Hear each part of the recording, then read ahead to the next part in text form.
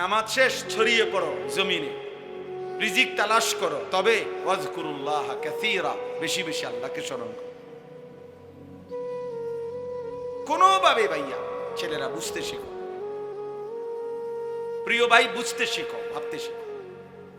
মুসলমানের সন্তান, মুসলমানের বাবা, মুসলমানের দাদা, মুসলিম জওয়ান কিংবা বৃদ্ধ, নারী কিংবা পুরুষ অবসর হয় না, অবসর হয়। এই জিন্দিগি এক ব্যস্ততম জিন্দিগি, এরই মধ্যে একদিন কবর, এরই মধ্যে একদিন, দেখতে দেখতে একদিন হায়াত ফুরে যায়, এবং কবরেই বেশি দিন থাকতে হবে। আমি একটু আগের বয়ানেও বলছি, হিসাব করে রাসূলুল্লাহ সাল্লাল্লাহু আলাইহি ওয়াসাল্লাম মক্কা থেকে মদিনায় হিজরত করে গেছেন, তো এরপর থেকে এখন পর্যন্ত হলো 1447 বছর। এখন হলো 1447 হিজরি। তার মানে আমাদের নবী সাল্লাল্লাহু আলাইহি সাল্লাম মক্কা থেকে যে মদিনায় হিজরত করে গেছেন, তো এর পরে এখন হলো কত বছর বলেন? 1447 বছর রানী। বদরের যুদ্ধ হয়েছে এই হিজরতের 1 বছর পরে। তাহলে বদরের যুদ্ধ হয়েছে এখন থেকে নিয়ে 1446 বছর আগে, 1 বছর কমাইল। এখন এই আবু জেহেল সে মারা গেছে এই বদরের যুদ্ধের দিন। তাহলে এখন বলেন তো, আবু জেহেল মাটির উপরে ছিল কতদিন আর মাটির নিচে আছে কতদিন? এই আমগো হিসাব বুঝছেন নি? হিসাব মাটির উপরে ছিল সর্বোচ্চ 60-65 বছর, নয়তো 70 বছর, কিন্তু মাটির নিচেই আছে আমাদের স্বাভাবিক হিসাবেই তো এখন 1446 বছর। তাহলে আমাকে মাটির উপরে বেশি থাকতে হবে না কবরে বেশি থাকতে হবে? তাহলে নূহ আলাইহিস সালামের জামানায় যারা মারা গেছে তারা আজকে কতদিন? ফেরাউনের জামানায় যারা মারা গেছে তারা আজকে কতদিন? মুসা নবীর জামানায় যারা মারা গেছে তারা মাটির উপরে ছিল কতদিন, মাটির নিচে কতদিন? এরপরে তো আখিরাত, সেটা তো এখনো হয় না। না মাঝখান দিয়ে একবার হয়েছে, সেটা তো এখনো হয়ই নাই। হাসরের মাঠ তো এখনো হয়ই নাই, আখিরাত তো এখনো হয়ই নাই, জাহান্নাম তো এখনো হয়ই নাই, কবরের হালাত বলো ভাই। আমার তোমার দাদার যিনি বাপ ছিলেন, মানে আমার মনে করেন আমার দাদার যিনি আব্বা, বা আমার দাদার যিনি দাদা, তো আমার দাদার দাদা যে বছর মারা গেছে সেই থেকে নিয়ে এখন পর্যন্ত, তো এই হিসাব করলে আমার দাদার দাদা মাটিতে উপরে বেশি ছিলেন না কবরে বেশি দিন? তাহলে মাটির উপরে ছিল 60 বছর, মাটির নিচে হয়তো আছে আজকে 300 বছর। কারণ আমার এইটা হিসাব মিলাইতে হইব না যে আমি, আমার আব্বা, আমার আব্বার আব্বা, আমার দাদা, দাদার বাপ, দাদার বাপের বাপ, তিনি না দাদার দাদা, আরো 6 পুরুষ আগে, 60 বছর করে হলো তো 360, 6 6 36, এই লেগে বললাম 300 বছর। তাহলে ধরেন এই আমার দাদার দাদায় আছে আজকে কবরে 300 বছর, কিন্তু মাটির উপরে কি 300 বছর ছিলেন উনি? তাহলে বলেন চাচা, আপনারা বলেন কি বুঝে সাদওয়ানের সময় কাটান? কিসের উপরে? কি বুঝে? আখিরাতের বুঝ হয়ে গেছে, কবরের বুঝ হয়ে গেছে। এই বোকা মুরব্বী গুলা, এই বুড়া মানুষ এগুলা, এগুলো আকল ফতার হইব কোন দিন? বিড়িখানা ছাড়বো কোন দিন? টেলিভিশন দেখা বন্ধ করবে কোন দিন? বলে বিবেক দিয়ে ভাবা উচিত, ইনসাফ করে ভাবা উচিত। এই জন্য বললাম বাবা, কুল্লু মারুফিন সাদাকা, প্রতিটা ভালো কাজ সাদাকা। নবী সাল্লাল্লাহু আলাইহি সাল্লাম বলেছেন এক অন্ধকে রাস্তা পার করে দেওয়া সাদাকা, এক অন্ধ ব্যক্তিকে রাস্তার সন্ধান বলে দেওয়া, এটাও সাদাকা। হাসি মুখে কারো সাক্ষাৎ করা, এটাও সাদাকা। প্রতিটা ভালো আয়োজন, এখানে একটা সুন্দর কথা লিখছে, প্রতিটা ভালো কাজ একটি দান, সাদাকা, কুল্লু মারুফিন সাদাকা। নবী সাল্লাল্লাহু আলাইহি সাল্লাম বলছেন প্রত্যেকটি নেক কাজ সাদাকা, এক একটা দান। এজন্য যে যেখানে যেভাবে আছে প্রত্যেকেরই উচিত ভালো কিছু করার চেষ্টা করা, ভালো কিছু করার চেষ্টা, ভালো কিছু করার চেষ্টা, এটা প্রত্যেকের মধ্যে মুমিন মুসলমান হিসাবে সত্তাগতভাবে থাকা উচিত। আল্লাহর নবী সাল্লাল্লাহু আলাইহি ওয়াসাল্লাম হাদিসের মধ্যে এটা খুব উৎসাহ করেছেন। নবীজি বলছেন তুমি প্রয়োজনে ওয়ালাউ আন তুফরিগা মিন দালউইক, মানে আরেকজন লোক, তুমি আগে এক বালতি পানি নিছো, এখন একজন লোক আসছে আরেকটা বালতি পানি নিবে, এখন হতে পারে ওই লোকটা দুর্বল।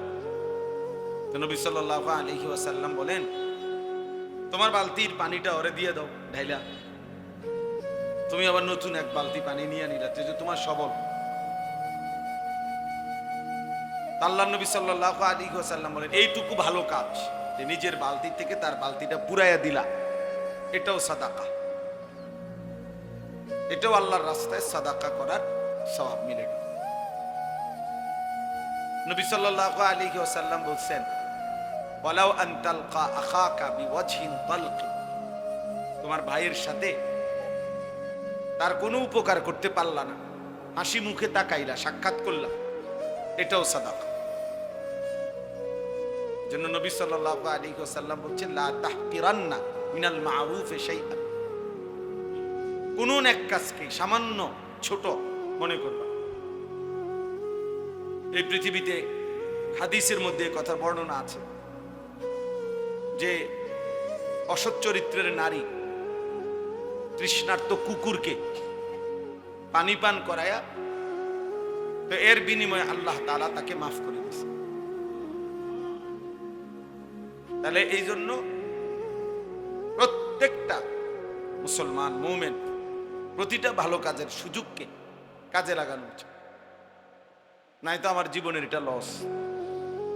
আমি গতকালকে কিতাবে পড়ছি আমাদের বর্তমান জাতীয় মসজিদের যিনি খতিব হযরত মাওলানা আব্দুল মালিক সাহেব দামাত বারাকাতুহুমুল আলিয়া, হযরত বলছেন প্রত্যেককে আল্লাহ তাআলা যে হায়াত দিয়েছেন, যে সময় দিয়েছেন, এই সময়ে কেউ যদি গুনাহ করে, এক নম্বরে এটা তার জন্য লোকসান, লস। দুই নম্বরে গুনাহ না, তবে অর্থহীন কথা এবং কাজের মধ্যে লিপ্ত, এটাও তার জন্য লোকসান, লস। তিন নম্বরে যেটুকু সময়, এটুকু সময়ে আমি আরো বেশি করতে পারতাম, অথচ একটু অবহেলা করে গাফলত করে আরো কম করছি, এটাও লোকসান, এটাও লস। যেমন আমরা এটা মাদ্রাসায় খুব দেখি, বিশেষ করে হেফজখানায়, এই বাচ্চা ইচ্ছা করলে এই 1 ঘন্টায় পুরো 1 পৃষ্ঠা সবক মুখস্থ করতে পারত, তে পড়ছে আধা পৃষ্ঠা ইচ্ছা করে, অথচ তার দ্বারা আরো সম্ভব। এই কর্মচারী ইচ্ছা করলে এই 1 ঘন্টায় আরো বেশি কাজ করতে পারত, করছে আরো কম। আর এটাও আমার জীবনের লস। মুমিন মানেই হলো জিন্দেগির প্রতি সময়, প্রতি মুহূর্ত থেকে আখিরাতের পুঁজি সংগ্রহ করা। দুইটা নিয়ামত আল্লাহ নবী সাল্লাল্লাহু আলাইহি সাল্লাম বলছেন যখন থাকে মানুষ কদর করে না, কিন্তু ওই 2 নিয়ামতই তার জীবনের মূল পুঁজি। এক হলো আসিহা, সুস্থতা, 2 হলো ওয়াল ফারাগ, অবসর, সময়। সুস্থতা এবং অবসর, সময় আছে, এই 2 নিয়ামত যখন মানুষের কাছে থাকে মানুষ কদর করে না, অথচ এই 2 নিয়ামতই তার পুঁজি। আল্লাহ তাআলা সুস্থ রাখছেন তো সে যাবতীয় কাজ করতে পারে। আল্লাহ তাআলা সময় দিছেন, হায়াত দিছেন, তাহলেই সে সব কাজ করতে পারে। যার হায়াত নাই সে বন্দিগি করবে কেমনে? যার সুস্থতা নাই সে বন্দিগি করবে কেমনে? এজন্য নবী সাল্লাল্লাহু আলাইহি ওয়াসাল্লাম বলছেন, নি'মাতানে মাগবুনুন ফীহিমা কাসীরুম মিনান নাস। দুটি নিয়ামত এমন আছে যে দুটি নিয়ামত থাকা অবস্থায় অধিকাংশ মানুষ ধোঁকা খায়। as-সিহহাতু ওয়াল ফারাগ। এক নাম্বার হলো সুস্থতা, দুই নাম্বার হলো অবসর, সময়। এই কিশোর নওজোয়ান ছেলেদের দুইটাই সমান তালে আছে, সুস্থতাও আছে, সময়ও আছে। ঘন্টার পর ঘন্টা তার হাতে অবসর, কিন্তু সে কিছুই করে না। পূর্ণ সুস্থ সবল সুঠাম, অতিরিক্ত কোনো রোগ শোক কিছুই নাই। মানুষের প্রকৃত অর্থে স্বাভাবিকভাবে 40 বছরের পরে মানুষের রোগ ব্যাধি শুরু হয়। 40 বছর পর্যন্ত মানুষ যৌবন থাকে, সুস্থ সবল থাকে। তাইলে এটা আমরা কদর করা আমাদের উচিত। আল্লাহ নবী সাল্লাল্লাহু আলাইহি ওয়াসাল্লাম বলছেন, ইগতানিম খামসান ক্বাবলা খামসিন। 5টি জিনিস আসার আগে 5টি জিনিসকে কদর করো, গনিমত মনে করো। এক নম্বরই হলো শাবাবাকা ক্বাবলা হারামিক। বৃদ্ধ আসার পূর্বে যৌবনকালকে কদর করো, যৌবনকালকে কদর করো। এক নম্বরে এটা, প্রথম এটা। ফারাগাকা ক্বাবলা শুগলিক। ব্যস্ততা আসার আগে অবসর সময়টাকে কদর করো। সিহহাতাকা ক্বাবলা সাকমিক। অসুস্থতা আসার আগে সুস্থতাকে কদর করো। গিনাকা ক্বাবলা ফাকরিক।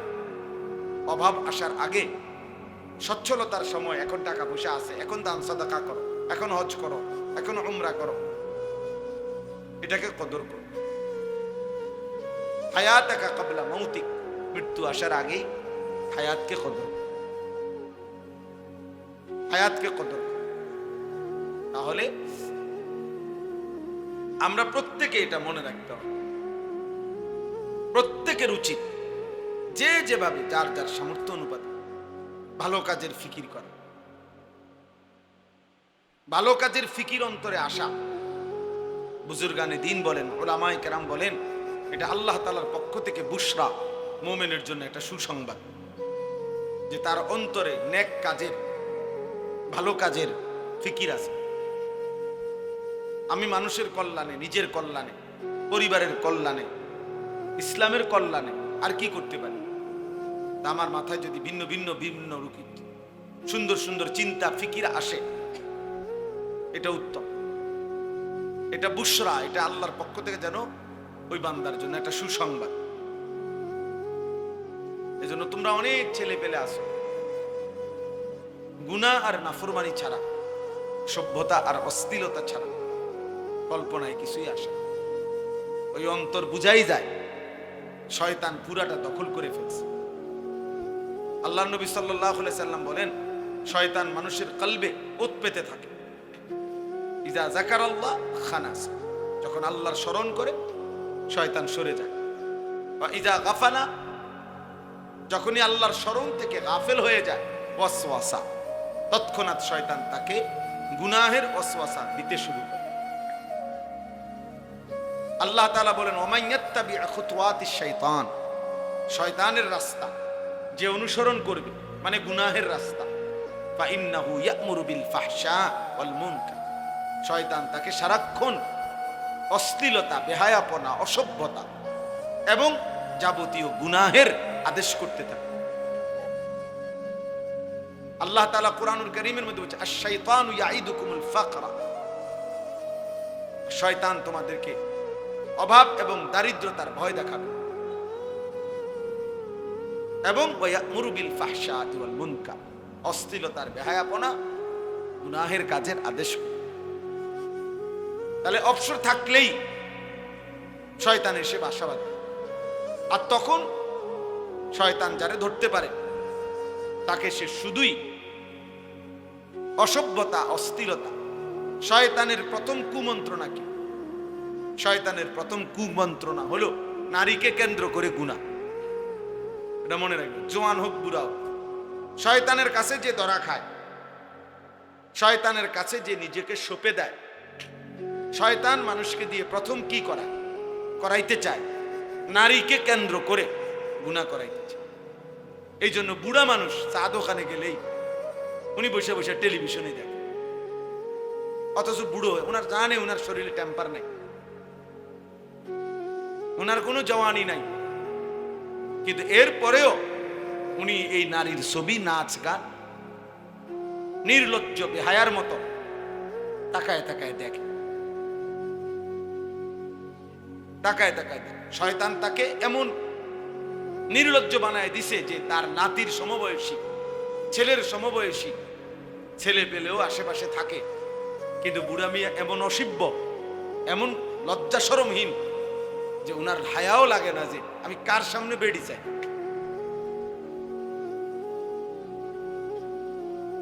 শয়তান তাকে কোথায় নামায়? শয়তান তারে উলঙ্গ করে দিছে। সে যখন নিজেকে শয়তানের হাতে তুলে দিছে,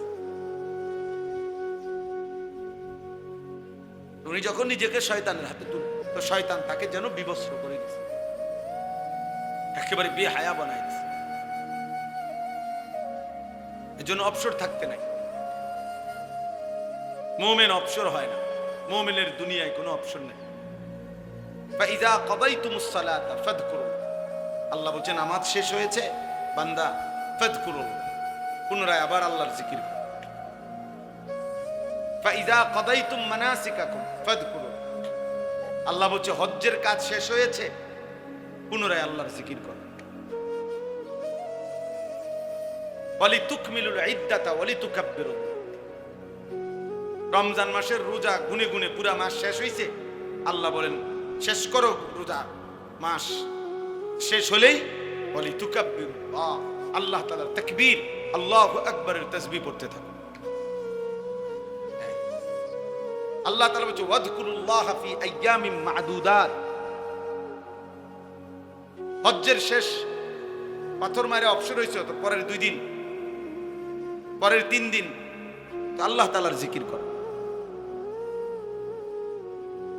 আইয়ামুত তাশরীক হিয়া আকলু ইয়াউমু আকলিন ওয়া শুরবিন ওয়া যিকরিন, নবীজি বলেন কুরবানির এই 3 দিন, আইয়ামে তাশরীকের এই দিনগুলো খাও পান করো, তবে সাথে আল্লাহর জিকির করো।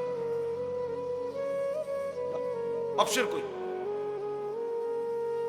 অবসর কোথায়? মুমিনের কোনো অবসর নেই।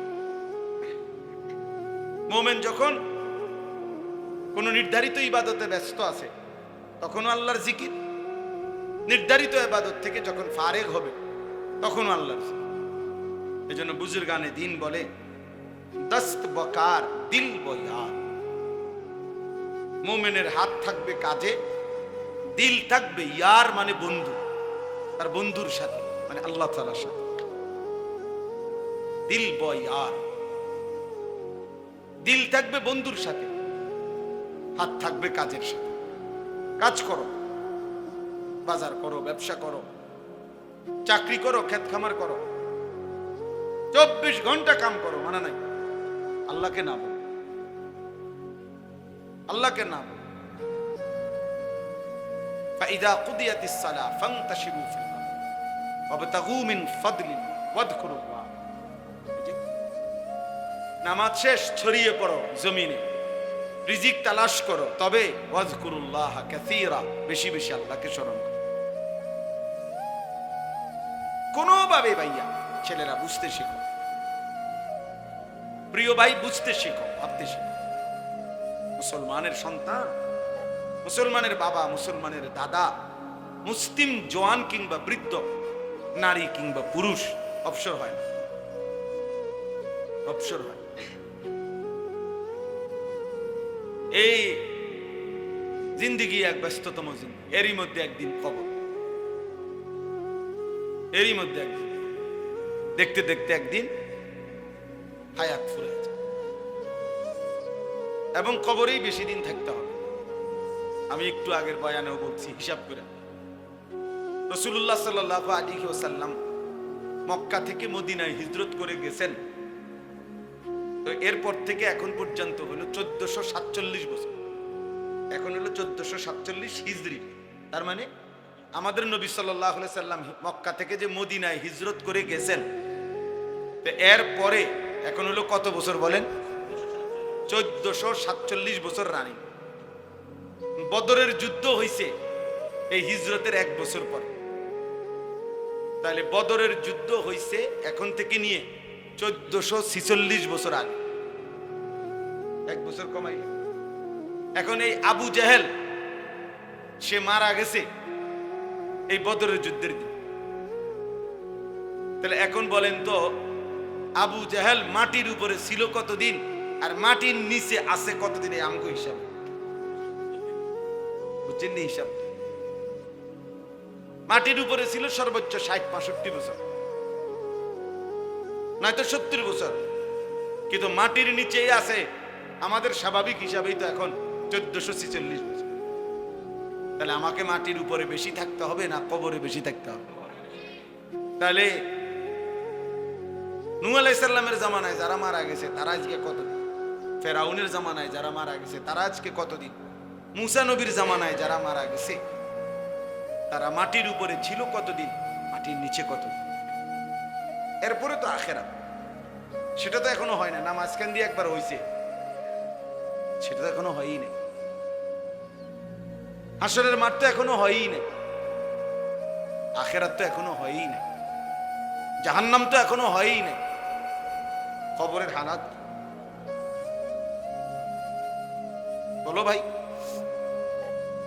আমার তোমার দাদার যিনি বাপ ছিলেন, মানে আমার মনে করেন আমার দাদার যিনি আব্বা বা আমার দাদার যিনি দাদা, তো আমার দাদার দাদা যে বছর মারা গেছে সেই থেকে নিয়ে এখন পর্যন্ত, তো এই হিসাব করলে আমার দাদার দাদা মাটিতে উপরে বেশি ছিলেন না কবরে বেশি দিন? তাহলে মাটির উপরে ছিল 60 বছর, মাটির নিচে হয়তো আছে আজকে 300 বছর। কারণ আমার এইটা হিসাব মিলাইতে হইব না যে আমি আমার আব্বা, আমার আব্বার আব্বা, আমার দাদা, দাদার বাপ, দাদার বাপের বাপ, তিনি না দাদার দাদা, তাহলে আরো 6 পুরুষ আগে। 60 বছর করে হলো তো 360, 6 36, এই লেগে বললাম 300 বছর। তাহলে ধরেন এই আমার দাদার দাদা আছে আজকে কবরে 300 বছর, কিন্তু মাটির উপরে কি 300 বছর ছিলেন উনি? তাহলে বলেন চাচা আপনারা বলেন কি বুঝে সাদওয়ানের সময় কাটান? কিসের উপরে? কি বুঝে? আখিরাতের বুঝ হয়ে গেছে, কবরের বুঝ হয়ে গেছে। এই বোকা মুরব্বী গুলা, এই বুড়া মানুষ এগুলা, এগুলো আকল ফতার হইব কোন দিন? বিড়িখানা ছাড়ব কোন দিন? টেলিভিশন দেখা বন্ধ করবে কোন দিন? বলেন। বিবেক দিয়ে ভাবা উচিত, ইনসাফ করে ভাবা উচিত। এই জন্য বললাম বাবা, কুল্লু মারুফিন সাদাকা, প্রতিটা ভালো কাজ সাদাকা। নবী সাল্লাল্লাহু আলাইহি সাল্লাম বলেছেন এক অন্ধকে রাস্তা পার করে দেওয়া সাদাকা। এক অন্ধ ব্যক্তিকে রাস্তার সন্ধান বলে দেওয়া, এটাও সাদাকা। হাসি মুখে কারো সাক্ষাৎ করা, এটাও সাদাকা। এজন্য নওজোয়ান ছেলেরা ভালো কাজের ফিকির করো, ভালো কাজের ফিকির করো। কিছু না কিছু তো করোই, তো সেটা ভালোই করো, যার দ্বারা আখিরাতও মিলবে, মানুষের ভালোবাসাও মিলবে। মন্দ, অসৎ, দুশ্চরিত্র এমন নাফরমানকে বাস্তবিক অর্থে কেউ ভালোবাসে না। আমি সব সময় এটা বলি, কত হাজারবার আমি এটা বলছি, মানুষ চিনতে ভুল করে। পৃথিবীতে কেউ কোনো গাঁজাখোর, ফুট্টাখোর, বাবাখোর রে কেউ জোনায়েদ বাগদাদি বলে না। জোনায়েদ বাগদাদি কেউ গাঁজাখোর বলে না। মানুষ রাতকে রাতই বলে, দিনকে দিনই বলে, আলোকে আলোই বলে, অন্ধকারকে অন্ধকারই বলে। তুমি নারী দেখবা, ছবি দেখবা, উলঙ্গ দৃশ্য দেখবা, মদ খাইবা, জুয়া খেলবা, মোবাইল টিপবা, সারা রাত উলঙ্গ ছবি দেখবা, তোমার মতো হাইওয়ানকে পৃথিবীর কেউ ভালো মানুষ বলবে। বন্ধু নামের যেই সঙ্গী সাথে ওরেও যদি আলাদা জিজ্ঞেস করা হয়, সেও বলবে যে তোমার এই দুস্থ যার লগে তুমি চলো সে কেমন, আস্থা ছিটা, আস্থা বাটফা, একবারে 2 নম্বর, অসৎ। তাহলে কি হলো? এজন্য যারা অনেকবার বলছি এটা, অফিকা উয়ুবুন ওয়ালিন্নাসি আ'য়ুনুন, আরবি ভাষার একটা গুরুত্বপূর্ণ প্রবাদ। তোমারও দোষ আছে, মানুষেরও চোখ আছে, এটা আরবিতে বলে আর কি। অফিকা উয়ুবুন, তোমার মাঝেও দোষ আছে, ওয়ালিন্নাসি আ'য়ুনুন, মানুষেরও কি আছে? চোখ। মানুষ দেখতে ভুল করেন। হ্যাঁ, আপনি বইয়া সাদওয়ানে বিড়ি খাবেন, মানুষ আপনার আল্লাহু আকবার সাসার মতো জুনায়েদ বাগদাদি আর নাই। মানুষ বেকুব, মানুষ ভাত খায় না, মানুষ জিরা খায়। হ্যাঁ, এই জন্য ভালো কাজ করা, নেক কাজ করা। আমি বলতেছিলাম যে এই ছোট্ট মাদ্রাসায় মাওলানা আনাস গড়ছে, ফিকির করছে দ্বীনের জন্য। আল্লাহ তাআলা যেন এটুকু ভালো কাজে উত্তম বিনিময় দেন। ইখলাস ও তাকওয়া, আমার শায়েখ আল্লামা মুফতি মুশতাকুর নবী কাসেমী হুজুর সব সময় বলে, ইখলাস ও তাকওয়া মানে এক হলো আল্লাহর জন্য, দুই হলো গুনাহমুক্ত। তাকওয়া মানে গুনাহমুক্ত, আর ইখলাস মানে আল্লাহর জন্য। দুই জিনিস যদি ঠিক মতো হয়